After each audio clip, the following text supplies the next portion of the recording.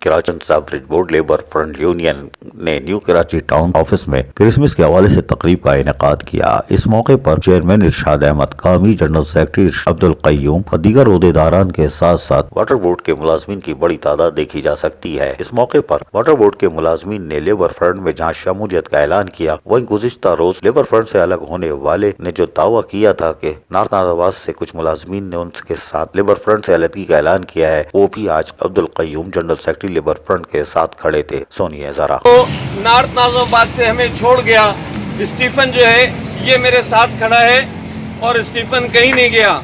یہ labour front کا سچا سپاہی ہے اور اس کے ساتھی سامنے بیٹھے ہیں۔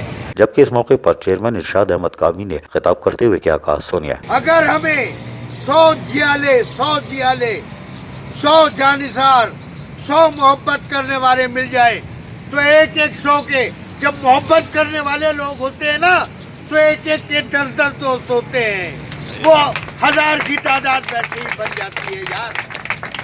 جبکہ جنرل سیکرٹری عبدالقیوم کا کہنا تھا کہ ہمارے پیچھے کوئی ایم پی اے نہیں ہے، کوئی ایم این اے نہیں ہے، کوئی پارٹی نہیں ہے، لیکن ہمارے پیچھے دنیا کی سب سے بڑی طاقت وہ رب العالمین ہے اور اس کے سہارے چلتے ہیں، اور جو اس کے سہارے چلتے ہیں وہ کامیابی کی طرف جاتے ہیں۔ ہمارا تو شوق شہادت کا شوق ہے، 4 سال سے کہتا آ رہا ہوں، اور جس کا شوق شہادت کا ہو اس کو کوئی روک نہیں سکتا۔ قیوم بھائی Karachi water and sewerage board میں لیبر فرنٹ اپنی جدوجہد جاری رکھے ہوئی ہے اور آج بھی لوگ شمولیت کا اعلان کر رہے ہیں۔ عزیز عارف، KBS بلدیاتی نیوز، کراچی۔